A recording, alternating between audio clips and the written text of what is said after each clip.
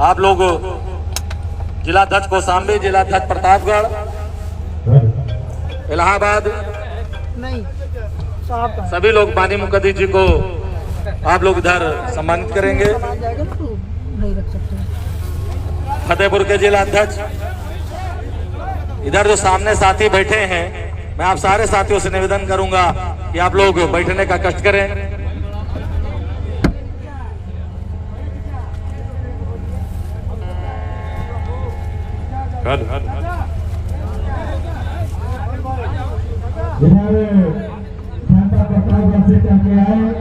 भाई पद्मेश मिश्रा जी आए और चंद मिनटों में अपनी बात को खत्म करें।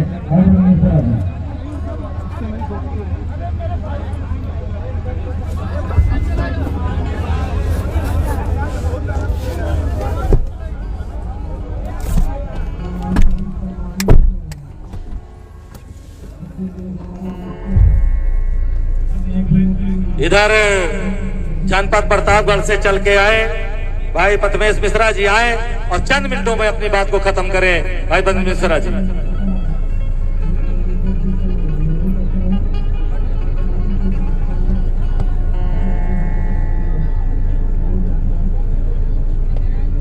हमारे सभी सम्मानित जितने लोग हमारे इस आकाश भैया की जनसभा को संबोधित करने लोग आए हुए हैं,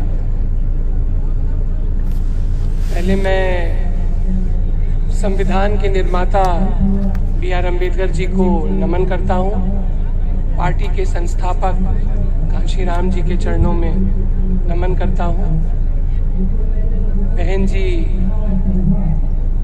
को भी मैं प्रणाम करता हूं और आकाश भैया को मैं यहाँ पे आए, मैं इसके लिए बहुत बहुत धन्यवाद। मैं आकाश भैया से बड़ा प्रभावित हुआ, मैंने उनको देखा सुना और मैं तो खैर प्रैक्टिस में एडवोकेट हूँ, सुप्रीम कोर्ट में मैं प्रैक्टिस करता हूँ, लेकिन मैंने जब इनको सुना और पढ़ा और समझा तो मुझे लगा कि युवा जो हमारे देश के जो हालात हैं उसको अगर किसी ने बहुत तरीके से समझा तो हमारे आकाश भैया ने समझा। तो मैं आज से ये प्रण करता हूं कि मैं अपना पूरा जीवन बहुजन समाज पार्टी और इनके लोगों के साथ, और मैं हमेशा आकाश भैया के साथ रहूंगा। बस इन्हीं सारे शब्दों के साथ मैं अपनी वाणी को करता हूं। धन्यवाद।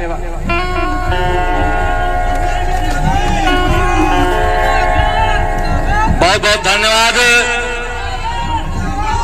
मैं बहुजन समाज पार्टी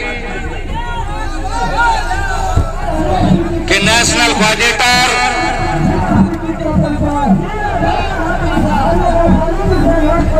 बहुजन समाज पार्टी जिंदाबाद, बहुजन समाज पार्टी जिंदाबाद, बहन कुमारी महतो जिंदाबाद, बहन कुमारी महतो जिंदाबाद, बाबा साहब अमर रहे, अमर रहे, साहब अमर रहे, अमर रहे, काशीराम साहब अमर रहे, अमर रहे, अमर रहे। बीएसपी की क्या पहचान? नीला झंडा हाथ निशान। बीएसपी की क्या पहचान? नीला झंडा हाथ निशान। माननीय कासानंद जी संघर्ष करो, हम आपके साथ। माननीय कासानंद जी संघर्ष करो, हम आपके साथ। माननीय कासानंद जी जिंदाबाद, जिंदाबाद, माननीय कासानंद जी जिंदाबाद, जिंदाबाद, बहन कुमारी महतो जिंदाबाद, जिंदाबाद, बहन कुमारी महतो जिंदाबाद, जिंदाबाद। बीएसपी की क्या पहचान? नीला झंडा हाथ निशान। बीएसपी की क्या पहचान? नीला झंडा हाथ निशान। जिनको सुनने के लिए माननीय कासानंद जी नेशनल कोऑर्डिनेटर, युवाओं दिलों की धड़कन, कौशाम्बी जनपद पर आगमन पर मैं स्वागत करता हूं और निवेदन करता हूं कि आई हुई जनता को आप संबोधित करने का कष्ट करें। माननीय कासानंद जी national coordinator Bahujan Samaj party, माननीय कासानंद जी।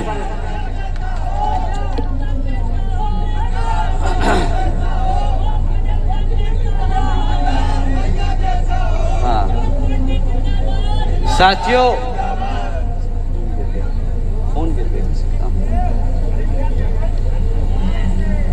युवाओं से मिलने, अगर युवा हमारे साथ खड़े हैं तो एक बारी आपसे दरख्वास्त करूंगा आप सब बाकी सब की तरह बैठ जाएं, फिर आपसे बिना मिले मैं यहां से नहीं जाऊंगा, बराबर, बिना मिले नहीं जाऊंगा। पर आप बहुजन समाज पार्टी के कार्यकर्ता हैं, आप बहन जी को फॉलो करते हैं, आप मान्यवर साहब को मानते हैं, अनुशासित तरीके से ये सभा होनी चाहिए, आप मानते हैं बिल्कुल। तो आप सब आइए, जरा बैठिए, आप सबसे बात करेंगे, उसके बाद आप सबसे मिलेंगे, फिर ही यहां से निकलेंगे, बराबर। आइए आप सब बैठ लीजिए, आइए आप सब आ जाइए। लाओ इधर रख लो, आइए आप सब इधर बैठ लीजिए, धूप में मत खड़ो होइए, आप आ जाइए।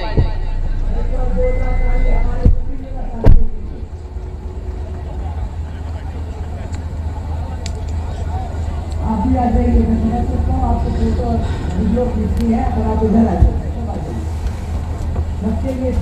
देखिए, जो लोग बोलते हैं कि युवा लोग सुनते नहीं हैं, देखिए किस तरह अनुशासन तरीके से हमारे सभी साथी धीरे धीरे आराम से बैठने का काम कर रहे हैं। तो एक बार जोरदार ताली हमारे सभी युवा साथियों के लिए।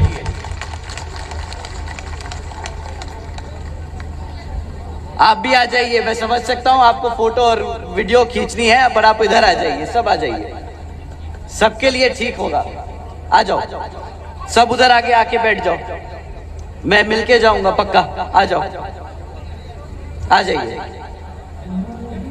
आ जाइए, सब छाए में बैठ जाएं।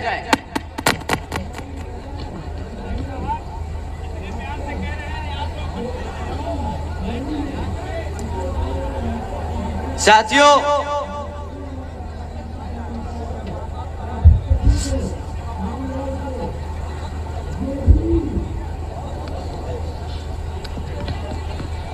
यहां मौजूद हमारे सभी बड़े बुजुर्ग, हमारे सभी युवा साथी, हमारी माताएं और बहनें, आप सब जो इतनी गर्मी में इतने समय से हमारा इंतजार कर रहे हैं, हमें सुनने आए हैं अपना कीमती समय निकालकर, तो आप सभी को मेरी ओर से जय भीम।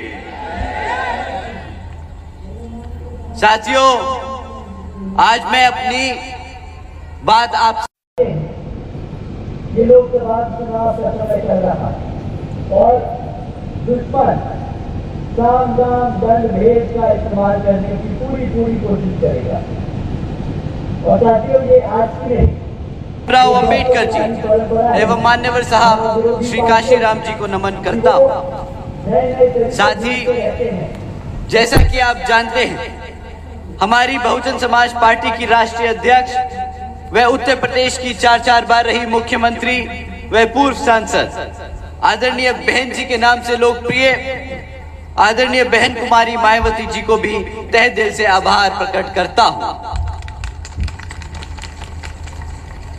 जिन्होंने अपनी पूरी जिंदगी बामसेफ, DS4 व BSP के जन्मदाता एवं संस्थापक मान्यवर साहब श्री काशीराम जी के बताए हुए रास्ते पर चलकर परम पूज्य बाबा साहब डॉक्टर भीमराव अंबेडकर जी के मानवतावादी व आत्मसम्मान के मूवमेंट के कारवा को अपने आजीवन त्याग, तपस्या व कड़े संघर्ष के जरिए नई राजनीतिक ऊर्जा, शक्ति व पहचान दी है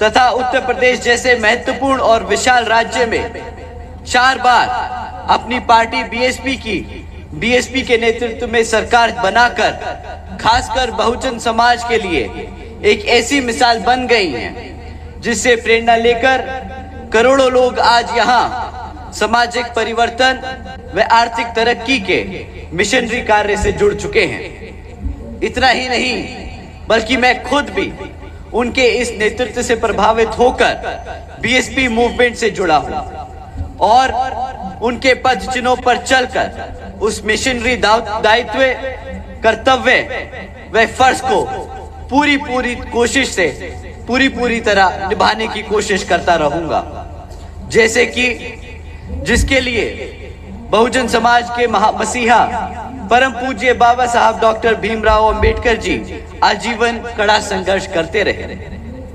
साथियों, जैसा कि आप जानते हैं, ये लोकसभा चुनाव का समय चल रहा है और दुश्मन साम दाम दंड भेद का इस्तेमाल करने की पूरी कोशिश करेगा।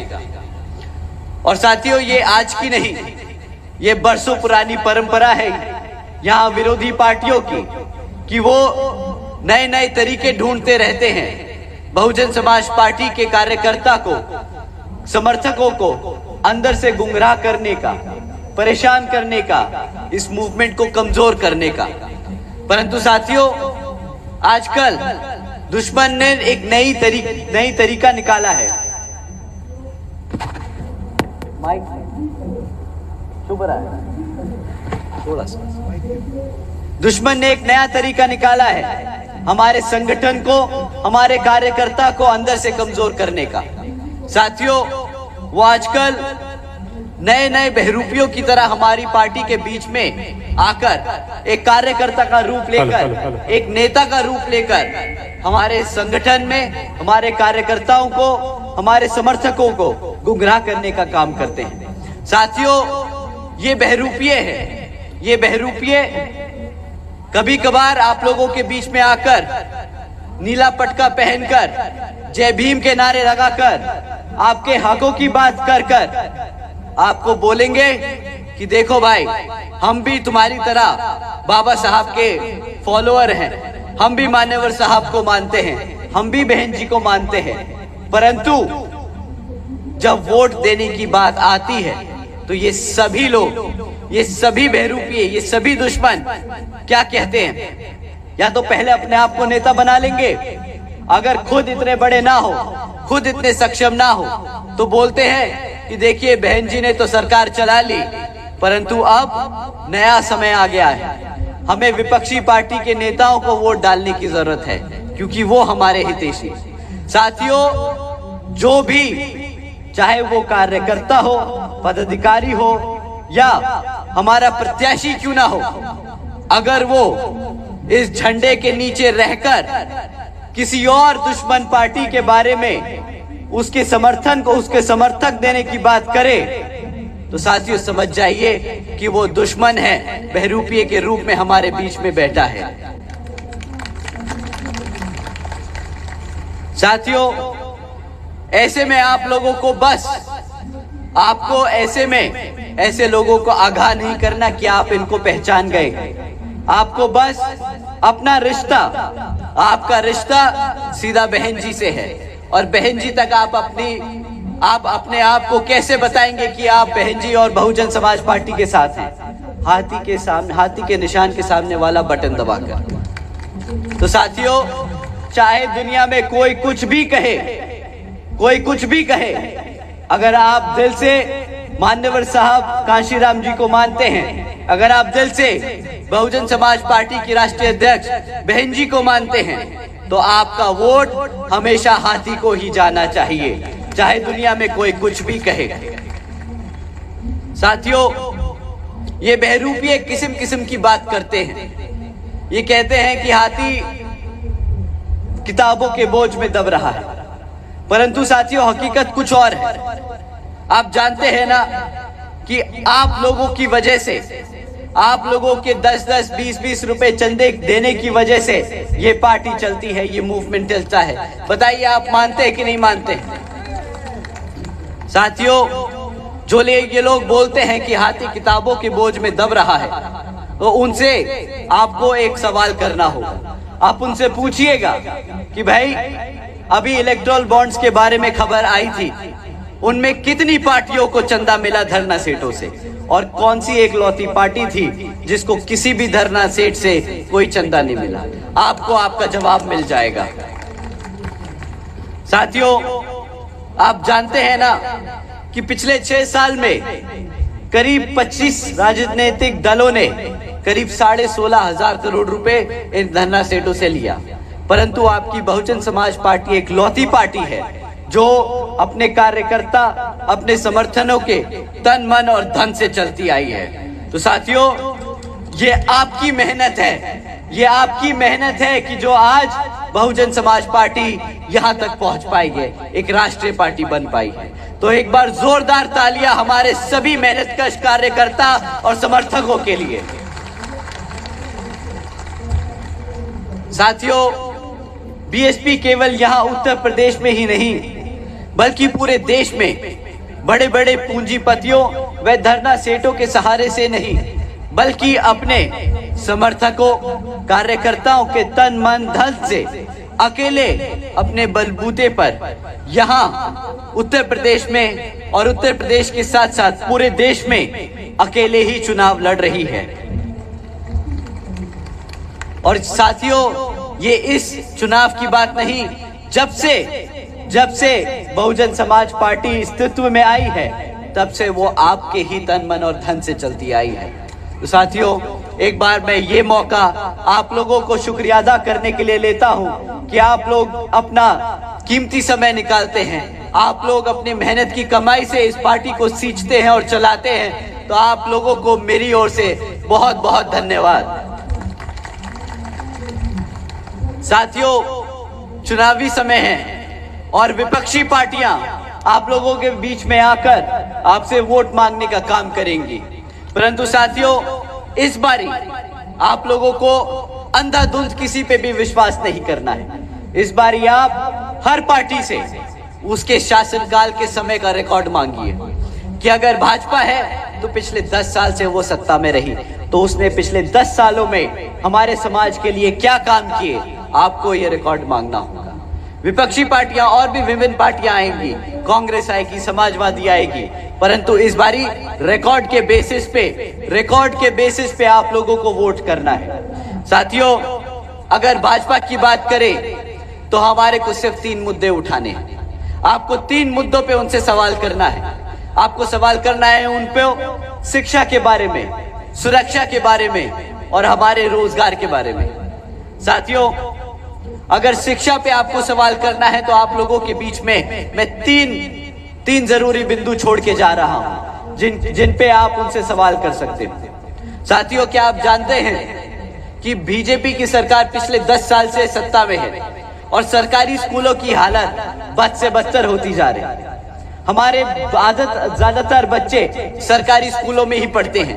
कितने बच्चे हैं जो यहाँ से सरकारी स्कूलों में पढ़ के निकले हैं? हाथ उठाइए साथियों। पंडाल में सबका हाथ खड़ा है।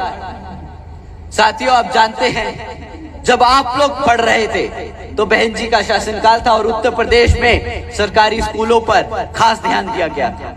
आप जानते हैं 1 लाख से अधिक पढ़ाई शिक्षकों की सरकारी भर्ती की गई थी ताकि हमारे बच्चों को सही मायने में अच्छी शिक्षा मिल सके। परंतु साथियों, जब से भाजपा की सरकार सत्ता में आसीन है तब से इतना बुरा हाल हो चुका है कि एक रिसेंट अभी कुछ पहले एक सर्वे आया था, उसमें पता चला कि ज्यादातर 8वीं कक्षा के बच्चे ना गुणा भाग कर पाते हैं ना अंग्रेजी में बात कर पाते। साथियों, अगर हम अपने बच्चों को ठीक तरीके से पढ़ा लिखा नहीं पाएंगे तो कैसे उनको अपने पैरों पर खड़ा कर पाएंगे? हमारे यहाँ बड़े बुजुर्ग बैठे हैं, हमारी माताएं बैठी हैं। बताइए माँ, आप बताइए कि आपको लगता है अगर आपका बच्चा पढ़ लिख नहीं पाएगा तो क्या आप कभी अपने पैरों पर खड़ा हो पाएगा कि नहीं? बताइए, नहीं। साथियों, शिक्षा वो ऐसी चीज है जो अगर कोई सरकार जिससे खिलवाड़ करे वो आपका भविष्य खराब कर सकती है, वो आपका भविष्य खराब कर सकती है। साथियों, बाबा साहब ने एक बहुत अच्छी लाइन बोली थी। बाबा साहब कहते थे कि दोस्तों, कि भाइयों बहनों, शिक्षा वो शेरनी का दूध है जो पिएगा वो दहाड़ेगा।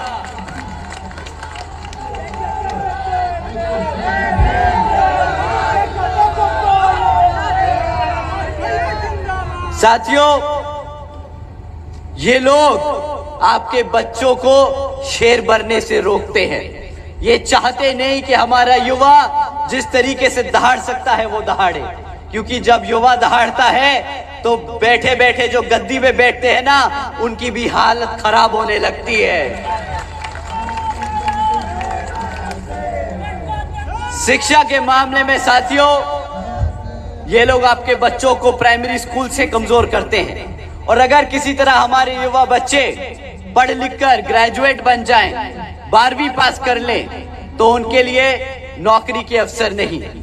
आपको कितनी बारी सुनने को मिलता है कि बच्चे हजारों की संख्या में, लाखों की संख्या में सरकारी भर्ती के लिए एग्जाम के पेपर देते हैं, और वो पेपर कुछ दिनों बाद क्या हो जाता है?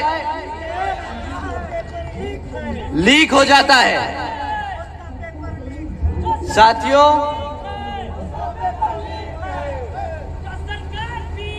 सरकार वीक नहीं होती है पेपर लीक करने के मामले में, ये गलतफहमी है। सरकार की मंशा है कि वो तुम्हें कभी रोजगार दे ही ना।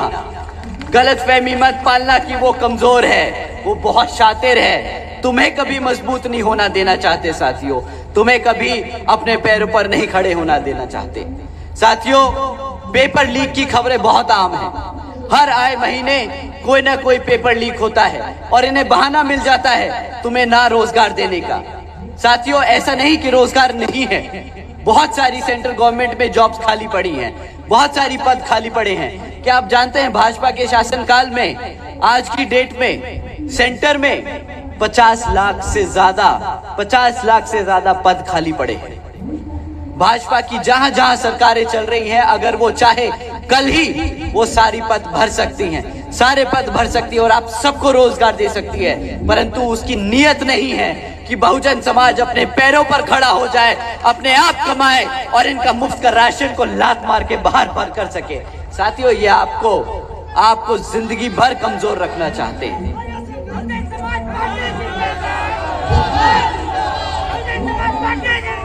साथियों,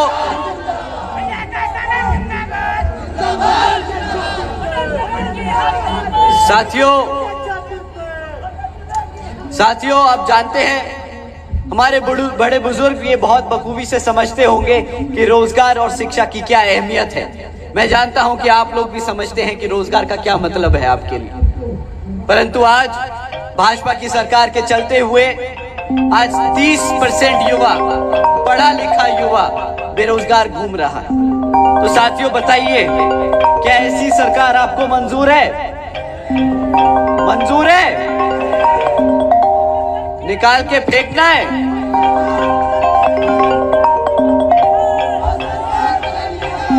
साथियों, सरकार अब बदलनी नहीं है। सरकार को, ऐसी पार्टी को जड़ से निकालकर, उखाड़कर, सत्ता से नहीं भारत से बाहर निकालने का समय आ गया है।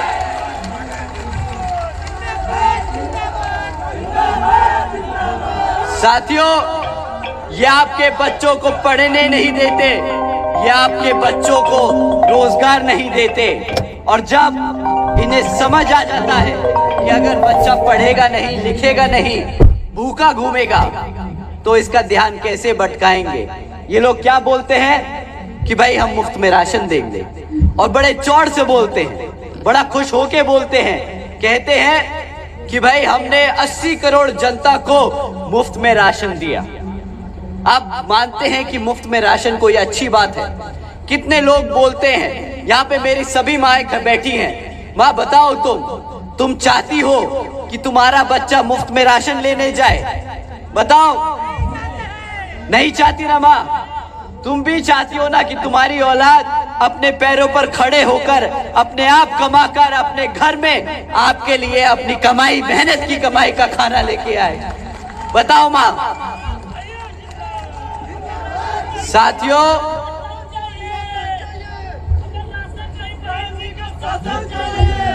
राशन नहीं चाहिए, बहन जी का शासन चाहिए। बिल्कुल, इस बारी अगर आप लोगों ने सही जगह वोट डाला तो बहन जी का शासन यहाँ नहीं बल्कि पूरे देश में होगा, पूरे देश में। साथियों, ये लोग कहते हैं कि इन्होंने 80 करोड़ जनता को मुफ्त में राशन दिया। इसकी कीमत हम लोग मुफ्त का राशन लेकर नहीं, जो हमें इसके बदले मिलना चाहिए था, उसको गवा कर चुकाते हैं। साथियों, आप जानते हैं कि कितना आपको राशन मिलता है और उसके बदले आप कितना उसको चुकाते हो? आपको कितने का राशन साल का मिलता होगा बताइए? 12,000, ज्यादा से ज्यादा 12,000 रुपए का साल का राशन मिलता। क्यों मां बताओ?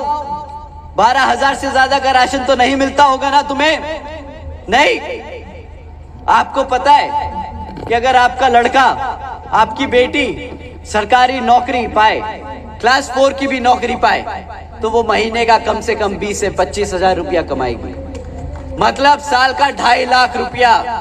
ये आपको 12,000 का राशन देकर 2.5 लाख का चूना लगाने का काम कर रहे हैं।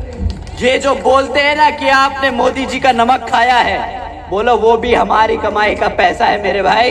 वो भी तुमने नहीं कमा के दिया है, वो भी मोदी जी का नमक नहीं है, वो भी मेरी मेहनत की कमाई, जो मैंने इकट्ठा करा है, जो मैं सामान खरीदता हूँ, जिसपे जीएसटी जमा करता हूँ, उसका पैसा है जो तुम हमें राशन की ओर में देते हो। परंतु साथियों, ये ब्लैकमेल करना कि हमने मोदी जी का नमक खाया है, आपने मोदी जी का नमक खाया और अब वोट की ओर से आपको चुकाना पड़ेगा। साथियों, बोल दीजिएगा कि वो जो कहते हैं कि मोदी जी का नमक खाया है, जो थैले में वो राशन देते हैं ना, वही थैले में वो नमक और राशन भर के इन्हें वापस कर देना और बोलना हमारी बहन जी ने हमें किताब दी थी, हमें राशन नहीं दिया था, हमें रोजगार दिया था ताकि हम अपने पैरों पर खड़े हों, ना कि किसी और के सामने हाथ फैलाने का काम करें। साथियों,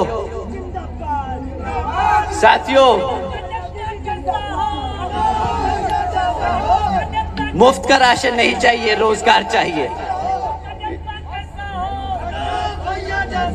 साथियों, इन्होंने आप लोगों को वादा किया था 2014 में कि सालाना 2 करोड़ नौकरी देंगे। अब 2 करोड़ नौकरी नहीं आई। उन्होंने ये भी कहा था कि महंगाई कम करेंगे। यहाँ पे कितने लोग हैं जिनको महंगाई महंगी लग रही है और कितने लोग हैं जिनको लगता है महंगाई कम हो गई? बताइए, किनको लगता है महंगाई कम हो गई यहाँ पे? ना मेरे को मत जूता फेंक के मारना भाई, मैं नहीं था सत्ता में। जो लोग थे उन्हें मारने का काम जरूर कर सकते हो आप। कितने लोगों को लगता है महंगाई बढ़ गई? सबको लगता है महंगाई बढ़ गई? बिल्कुल भाई साहब, जो 2014 में 400 रुपए का गैस सिलेंडर था, आज उसकी कीमत क्या पहुंच चुकी है? 1200, अभी 1200 है। जरा आज का मतदान होने दीजिए, अगले मतदान होने से पहले वो गैस का सिलेंडर का दाम गिरा देंगे, और जिस दिन अगर गलती से सत्ता में आ गए तो फिर वही दाम जो अभी गिरा रहे हैं वो फिर से इसे 1100-1200 रुपए कर देंगे। साथियों, ये वो लोग हैं जो सामने से आकर आपको चूना लगाने का काम कर रहे हैं। साथियों, इन लोगों की मीठी बातों में मत आना, इन लोगों की मीठी बातों में मत आना। साथियों, अभी कुछ दिन पहले बीजेपी के एक बड़े नेताजी ने बोला था कि भाई आप लोग यूपी की सरकार को बुलडोजर की सरकार कहकर बदनाम कर रहे हैं। उन्होंने कहा था कि जो लोग यूपी की सरकार को बुलडोजर की सरकार बोल रहे हैं, उन्हें अपने आंखें खोलनी चाहिए और देखना चाहिए कि कितना डेवलपमेंट, कितना उद्योग यहाँ पर यूपी में आया है। साथियों, वो हमारे बड़े नेता हैं, वो देश के एक बहुत ही ऊंचे पद पे बैठे हैं। तो जब वो कहते हैं कि हमें अपनी आंखें खोल के देखनी चाहिए कि यूपी में क्या क्या काम हुए, तो हमने बिल्कुल वही किया। हमने अपने आंखें खोली और देखा कि किस तरह पिछले 1 साल में यहाँ यूपी में 65,000 से ज्यादा हमारी माताओं बहनों पर अत्याचार के केस दर्ज किए गए। बताइए साथियों, क्या यही है डेवलपमेंट का नाम? क्या यही है विकास कि हम अपनी बहन बेटियों को सुरक्षा नहीं दे पा रहे? क्या यही है विकास? बताइए। नहीं साथियों, बहन बेटियों को नहीं सुरक्षा दे पाए विकास के नाम पर। दूसरी ओर जब हमने और इंफॉर्मेशन ढूंढने की कोशिश करी और जानकारी हासिल करने की कोशिश करी, तो पता चला कि 400 से ज्यादा किसान भाइयों ने पिछले साल ही यहाँ यूपी में अकेले आत्महत्या कर ली। इनकी गलत नीतियों के चलते रहते हमारे किसान भाइयों ने आत्महत्या कर ली। यही है डेवलपमेंट का नाम। बताइए साथियों, क्या यही है डेवलपमेंट? साथियों, इनकी जो विफलताएं की लिस्ट है ना, वो बहुत लंबी है। चाहे वो क्राइम हो, चाहे वो लॉ एंड ऑर्डर हो, चाहे वो डेवलपमेंट हो, चाहे वो रोजगार हो, ये सरकार किसी भी और किसी भी मुद्दे पर आज आप लोगों के सामने, आपके बीच में आकर वोट नहीं मांग सकती।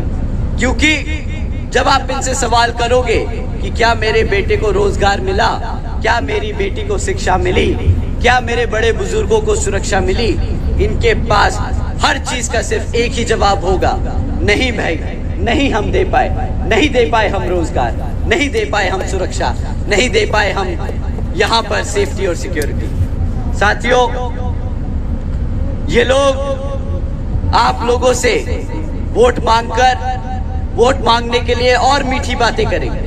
कहेंगे कि भाई हमने राशन तो दिया था, तो अब आप लोगों को वोट तो देना पड़ेगा, परंतु आप बताइएगा कि रोजगार का वादा किया था, राशन का नहीं।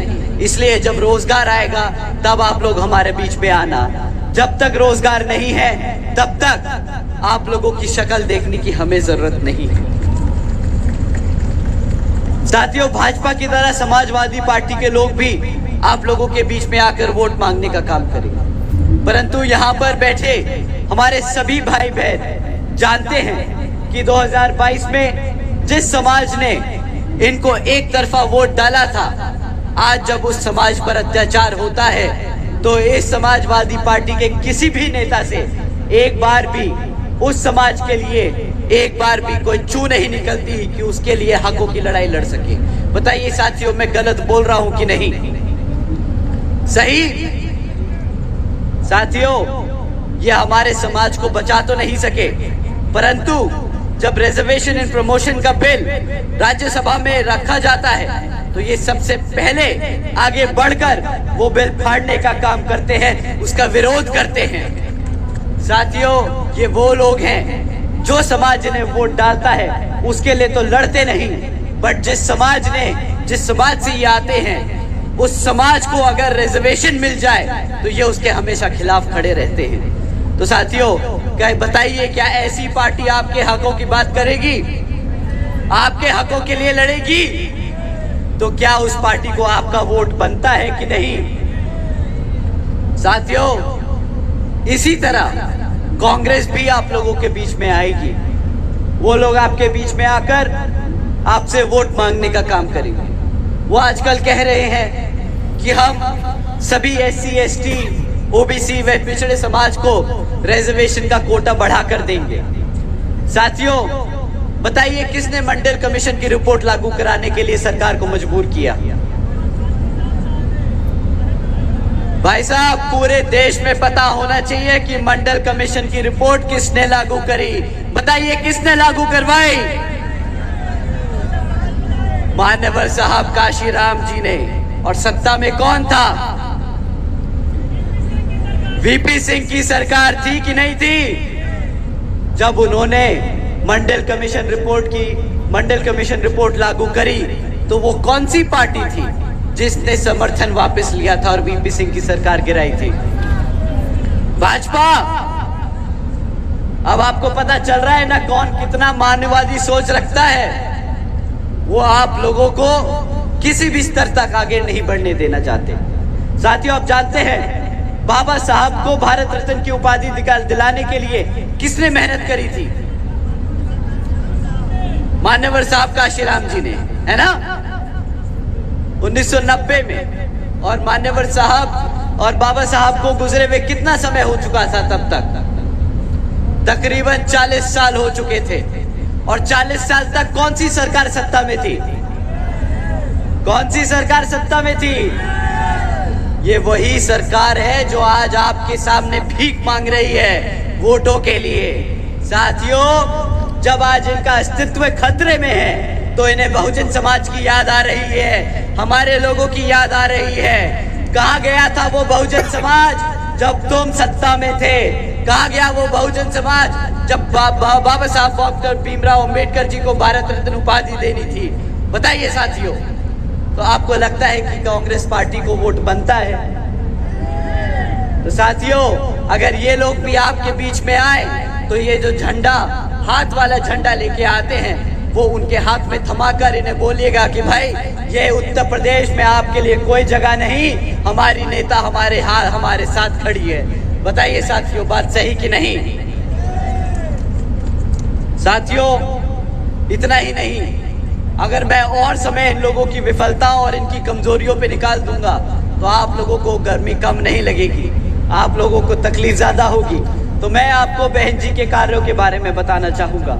आप लोगों को ज्यादा समय नहीं लेता क्योंकि आप बहुत देर से इंतजार कर रहे हैं। साथियों, बहन जी के मॉडल को हम बहन जी गवर्नेंस मॉडल कहते हैं, जिसके तहत बहन जी यहाँ जिस तरीके से देश में अपने सभी सर्व समाज के लोगों की मदद कर रही थी, उसी तरह अगर देश में आप लोगों ने बहन जी को प्रधानमंत्री बनाने का काम किया तो बहन जी पूरे देश में उन्हीं नीतियों के हिसाब से चलकर, उन्हीं नीतियों पे चलकर यहाँ सर्व समाज के सभी जरूरतमंद लोगों को यहाँ पर अपने पैरों पर खड़े करने की पूरी कोशिश करेंगी। साथियों, बहन जी ने महामाया गरीब बालिका आशीर्वाद योजना चलाई थी। इस योजना के तहत बहन जी ने देश में पहली बार अपनी गरीब बच्चियों को पैदा होने के वक्त ही 1-1 लाख रुपए देने का काम किया था। और साथियों, देश में पहली बार एक गरीब घर में एक बेटी लखपति पैदा हुई थी, बहन जी की देन से। साथियों, इतना ही नहीं, बल्कि बहन जी ने सावित्रीबाई फुले बालिका आशीर्वाद योजना भी चलाई थी, जिसके तहत बहन जी ने प्रदेश की हर एक बच्ची को 12वीं तक की शिक्षा मुफ्त कराने के लिए काम किया था। साथियों, बहन जी ने अपनी हर एक बच्ची को 12वीं तक पढ़ाई करने के लिए बिल्कुल जी जान से ये योजना लागू कराई, क्योंकि बहन जी मानती हैं बाबा साहब ने जो कहा था कि शिक्षा वो शेरनी का दूध है, जो पिएगा वो दहाड़ेगा। और उन्होंने अपने उत्तर प्रदेश की हर एक बच्ची को शेरनी बनाने का काम किया, क्योंकि आज यहाँ पर हमारी बहन बेटियां नहीं, हमारे घर की शेरनी है जो दहाड़ती है तो पूरा प्रदेश कांपता है। क्यों, बता दीजिए, क्यों मेरे भाइयों, बता दीजिए, आपकी बहनें दहाड़ती है कि नहीं? साथियों, बहन जी मॉडल ऑफ गवर्नेंस के तहत बसपा की सरकार ने प्रदेश के व्यवसायिक technical institutes, colleges, engineering colleges, polytechnic एवं इंडस्ट्रियल ट्रेनिंग इंस्टीट्यूट्स में हमारे पिछड़े समाज के छात्रों के लिए 27% आरक्षण, सीटों में 27% आरक्षण की व्यवस्था तय की थी। इतना ही नहीं, बल्कि सरकारी कॉलेजेस और इंस्टीट्यूट्स में जो स्टूडेंट हॉस्टल्स हैं उनमें भी 27% आरक्षण की व्यवस्था तय करी हमारे सभी पिछड़े समाज के साथियों के लिए। साथियों, इसी क्रम में बहन जी ने महामाया आवास योजना के तहत सभी SC, ST, OBC व आदिवासी समाज के परिवारों को अपना खुद का घर देने का काम किया। साथियों, बहन जी ने यही बुलडोजर से गुंडे माफियाओं के अवैध धंधे बंद किए और फिर हमारे गरीब साथियों को खुद का छत, खुद का घर देने का काम किया। यहाँ जिस तरह बुलडोजर की सरकार गरीब लोगों का घर उजाड़ती है, उसके विपरीत चलकर बहन जी ने हमारे सभी गरीब भाई बहनों को खुद का घर देने का काम किया। साथियों, इतना ही नहीं, बल्कि बसपा की सरकार के दौरान कृषि एवं संबंधित कार्यों में मिनिमम वेजेस को 55 रुपए से बढ़ाकर 100 रुपए प्रतिदिन कर दिया गया था और अन्य पिछड़े वर्गों के क्रीमी लेयर की वार्षिक आय को भी 3 लाख रुपए से बढ़ाकर 5 लाख रुपए कर दिया गया था। साथियों, ये वो छोटी छोटी स्कीमें हैं जो बहुत बड़ा इम्पैक्ट करती हैं। मुझे नहीं लगता कि हमारे युवा साथी इस चीज को आज सही तरीके से समझ पाएंगे, परंतु मेरी मानिए भाइयों, मेरी मानिए कि अगर बहन जी ये छोटी छोटी चीजें जो 10 साल 12 साल पहले बहन जी ने जब प्रतिदिन 100 रुपए महीना कर दी थी, 100 रुपए दिन की दहाड़ी कर दी थी, तो आज समझिए कि आपकी दिन की दहाड़ी कितनी बढ़ाई जा सकती है। आप लोगों के लिए ये बहुत जरूरी है चीजें समझना।